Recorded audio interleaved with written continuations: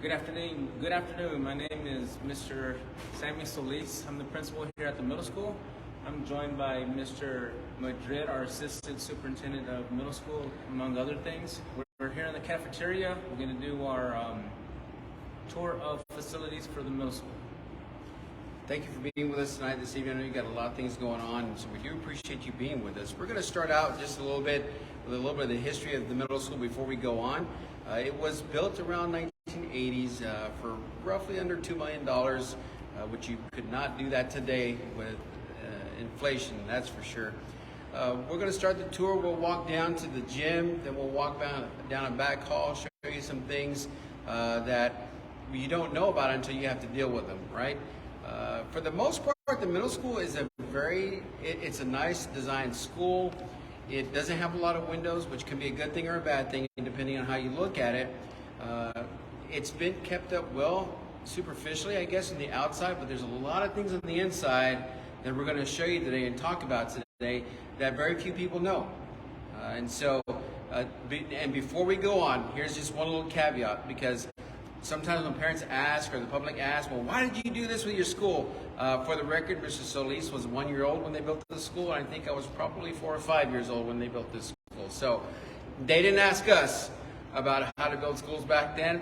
And the other flip side of that is when we go to school, administrators go to schools and things like that, we learn about teaching kids, keeping kids safe and teaching kids. Very little is talked about how to maintain your buildings. We are not the professionals in ACs and flooring and things like that. We have to sometimes be those people, but sometimes people expect us to be, and we are not by any means. There are people out there in the world who make schools for a living, and they do a wonderful job of it. And so we as a school district, just like all of the schools do, rely on those professionals to give us the information we need to build the schools that we know, because they are the professionals in that field. Can they help teach kids the Pythagorean theorem? Probably, but not as good as the teachers we have today. We have some amazing teachers, we have some amazing students doing amazing things, and so we do appreciate that. We appreciate you as parents and anybody out there listening. So that being said, we're going to start the tour. Mr. Solis is going to take us to the gym. We're going to come back to the back hall, walk around the auditorium. I hope you got your walking shoes on, because we do. All right, come on, Mr. Solis. So this is our cafeteria. It's a big, decent cafeteria, although it's pretty institutional compared to what we had to do at the high school when we got to redesign it. And so it does what it needs to do. Is it the best? If you notice here on the floor, there's cracks in the floor. There's cracks in the floor throughout this entire building, and it looks like it's stained, right? The issue is there's wax on there, but that stains, if you notice, come from the cracks. Well, what comes up from the cracks? It's usually moisture. It's water. And water comes to those cracks, and then it stains the floors just a little bit. And it's been doing it probably since the school was built. Okay? So the first thing, if we're coming down this back hall, and years ago, here's the first thing I want to show you. Down here is some terrazzo floor we had to add. What was happening was, back in the day, these pillars here are sinking a little bit. And why is it sinking? Well, back when they designed this school, there is a weight room that they put upstairs. Well, what's in the weight room? Weights, right? So what happens is these pillars were slowly sinking, and so the engineers and architects had to come in and cut around this so that at least the pillar would slide down a little bit, not the building. May not slide down for another 50 or 100 years, but it may be something way down the road that the school district would have to deal with. So we're going to walk down to the gym area. We might have some students in there in the gym. It'll be rec students. Before we go in, if you can notice the floors are kind of stained a little. That's because moisture comes up from the cracks. If you notice here, there's cracks here. This building shifts just a little bit. We'll show you a little bit more where the building has shifted on the tour. One of the main things that we're concerned about is our doors. If you notice our doors here, all the doors are a little bit old, and sometimes they don't shut right, sometimes they do. But for the most part, all the doors kind of give us a little bit of a hard time every now and then. We've had to put some bars on, things like that. If you also notice, look up there, there's cameras in the building. Up here at the top, there's cameras when they designed schools, nobody would have thought you needed cameras in the schools. But it's a pretty important part of what goes on in the schools. We're going to go down through here. There might be some students practicing rec basketball or volleyball. We'll see. No. Good. Oh, they're in the back gym. We'll walk through. So this is our gym, our biggest gym right now. What we're going to do is walk through this front over here. And so the floor, you hear it, we haven't redone the floor in a very long time. Our bleachers are so old that they don't make the parts for it anymore. And they're really not designed what you would say up to code per se when it comes to what bleachers are designed to be doing today. So that's a major aspect. And people always say, well, that's athletics. But I would tell you, in the middle school, the middle school athletic gym area is probably the most used gym area of any other campus. Why do you say that? Well, every day we have PE kids, athletic kids using these gyms. But on the weekends and weeknights, we have different rec people coming in and practicing who are with the city rec. And so this facility is used quite a bit. And so we're going to walk down here and show you some things on the floors. So if you notice here, it's hard to tell, but where I'm going to stand, the floor is going up just a little bit. Right here. It's like a trampoline. And what's happening is moisture has gotten underneath the foundation, kind of like it did in the other part of the building. And you can come and check it out if you ever come to the gym. It bounces a little bit. So this is one major aspect of the gym floor, just shifting a little, and it's got this whole bouncy thing. And there's other parts of the floor that it's an issue. Again, this is where our kids practice. This is where our kids do things. And not only if you have a kid that's in rec, I guarantee you they'll be in this gym before they even come to middle school. Let's come to these doors right here. If you notice in here, we have some old doors and vegetables. This is the concession stand area. Like I said, it's not bad, but there are some things that we don't think about. Like, for example, the doors.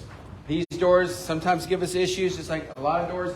There is no way that if Mr. Solis is in the front of the building, we don't know if this door is open or ajar. If a kid comes in and puts a pencil stuck right there at the bottom, we don't know that. And so being able to put sensors on doors so that we can monitor where we can see on our phone and say, hey, there's a door open. It just opened. It's 10 o'clock at night. Why is that door open? Okay? So that's some of the things that we're looking at. And it's just to keep kids safe. We're going to go in this restroom right here. Just something to think about.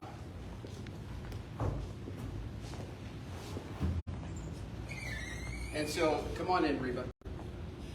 This restroom here, it was built, like I said, in the 80s, and a lot of people don't know, but in the ADA, the American Disabilities Act, there are certain stages of years whenever you build the building that they have certain rules they have to follow. Well, the 1980 rules for ADA are a lot different from the ADA rules now. So this bathroom is a lot smaller.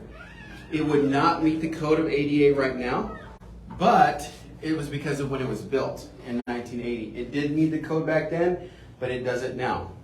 So that's just something we can think about. It may be something that we knock the wall down, expand over just a little bit to make it ADA compliant, because there are public that uses these restrooms. Come on now, Reba. Don't tell people Reba's in the boys' restroom. Okay. So this is again, we're back in the gym. We're going to walk through this area over here. There's people behind us, but I think we lost them. Look, there's the rec people. Oh, you missed her. She almost tripped. Are you okay? All right, girl. We have some city kid rec kids here. We're going to walk through this hallway. You notice the bleachers, like I said, the bleachers scare us a little bit because it's very difficult to get them in and out. There's ports here.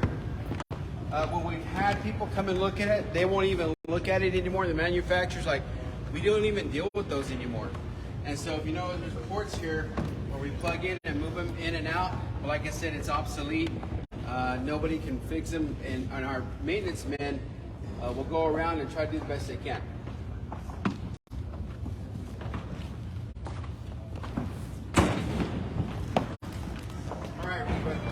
walk through the hallway. If you notice here, these floors are pretty bad. We do the best we can. The tile, we can't get like this tile anymore. It was put in here quite a long time. It's just something that gets used a lot. This gym area gets used quite a bit. Everybody see these little holes right here in the ground? I'll talk about those here in a little bit. But that's actually a clean out for the water fountain, for the sewer lines. You notice there's some more tile issues we have. Like I said, and even when this school was built, nobody was thinking about the city rec is going to be using this building, using it for a lot of kids doing activities, and that's a great, and taxpayers pay for that, and it's a good thing. Our locker rooms, again, they weren't designed how they should be designed today. Nobody thought about those things back in the day, and so there's a lot of upgrades that just need to be done. Let me go over here. If you notice right here, you may not be able to see it, but it's lifted right here. There's a long crack. It's just where the building is shifted, and an expansion door is probably underneath there. Okay? We're going to walk through here. Okay, this is our smaller gym. The floor looks decent. The walls look decent. There's some things that we talk about sometimes, and I'll talk more about it in here. Is air conditioners. If you notice in here, there's 2 massive air conditioners. Okay, in the other gym, there's 4. They're throughout the building. The thing about it is this: one air conditioner replacement is probably anywhere between $70,000 to $100,000, and that's just to buy it. It may not be to even put it in. Those of you that remember, a few years ago, we had to replace the ACs at the Special Event Center. We had to rent a helicopter and pilots to get those units up there. And so it's just the way things are built in schools. It's not, you can't get a mini split off of Amazon.com and put it in the gym, okay? It's just not gonna happen. So we're gonna walk through here. The reason why I mentioned air conditioners is because even this week while we're in school, we're having issues with a lot of air conditioners that are just not working properly or have to be reset once a week. Okay? We're going to walk through here into the building. And again, thank you guys for being with us today. There's a crew behind me right here. I want to show you this right here. This is just an expansion joint. And if you notice, the building does still shift a little bit. It shifts throughout the whole time. Now, I showed you earlier about the weight room. Well, when the people came in and said, you know what, you got to move that weight room somewhere else.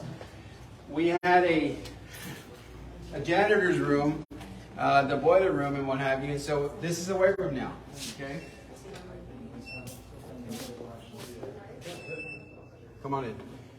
So was it supposed to be the weight room? It was not. It was not supposed to be the weight room, but nevertheless, it is. Because we had to get it down from where it is now. All right. Is it the best weight room out there? Probably not. Is it sufficient? It could be. Is it the safest? Probably not. Okay.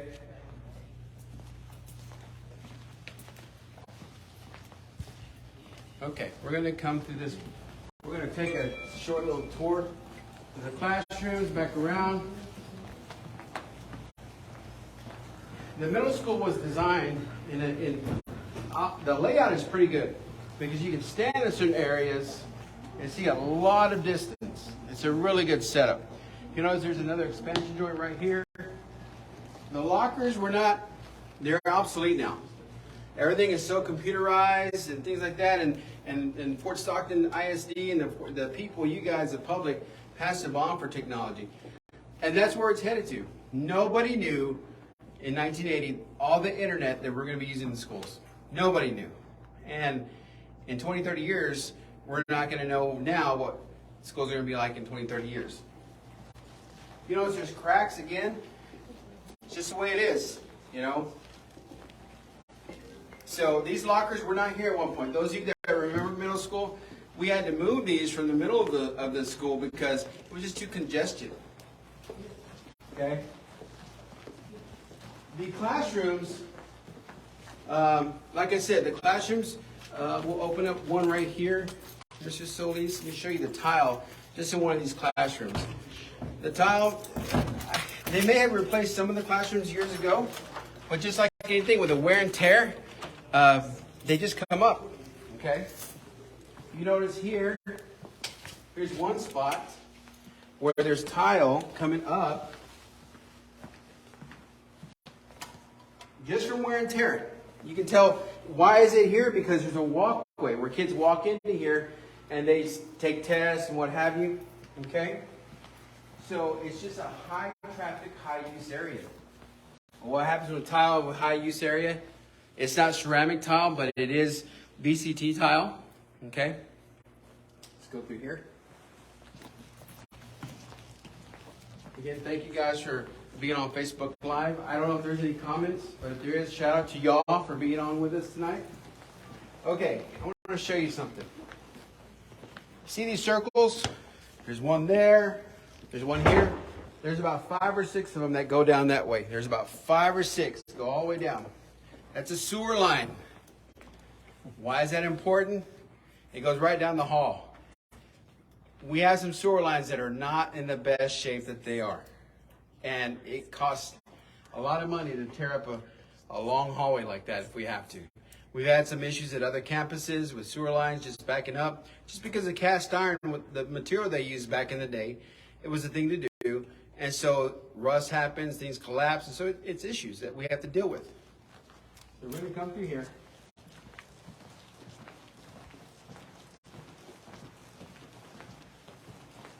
You notice there's another drain right there. And again, there's little expansion joints throughout the whole building. Throughout the whole building.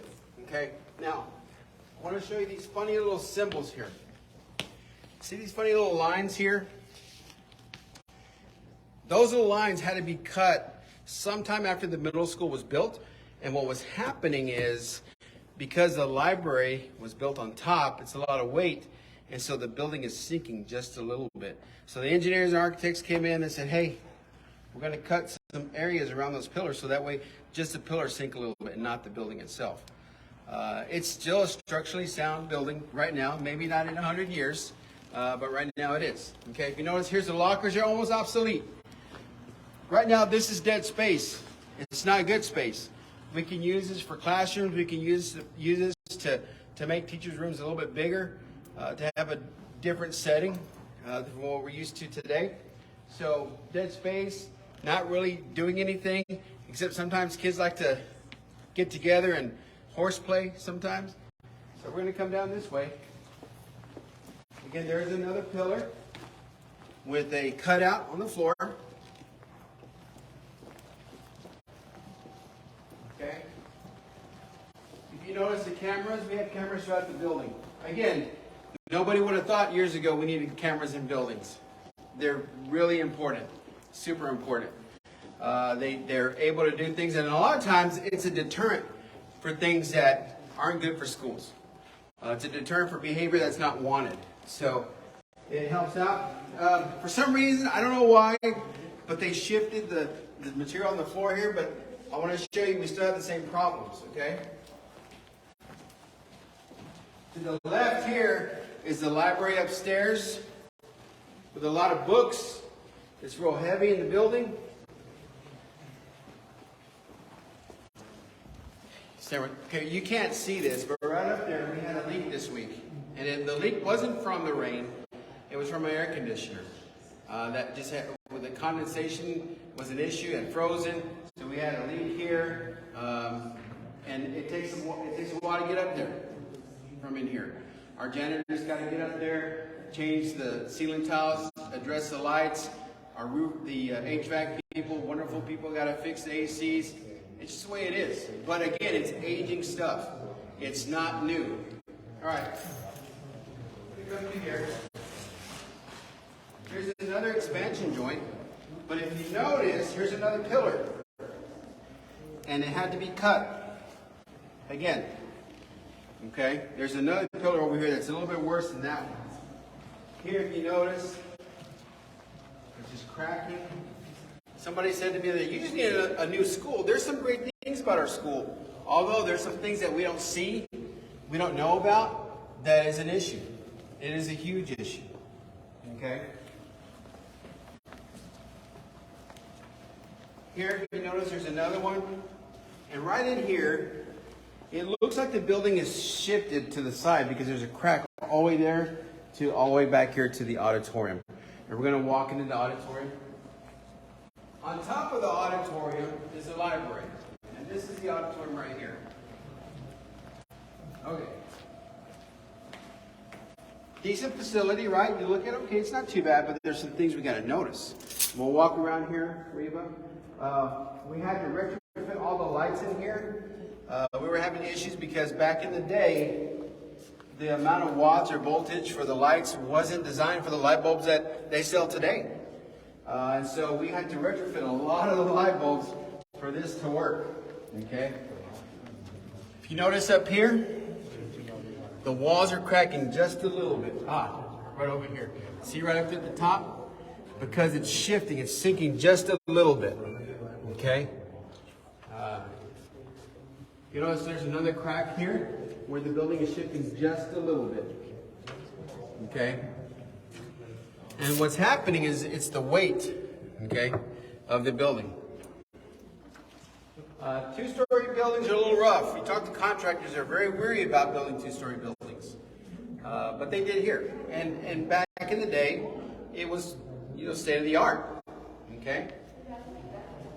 Again, the ACs give us problems in here. The lights give us problems because of the infrastructure. The infrastructure of the building is something that we don't see it, but it's there. It runs the building. Okay?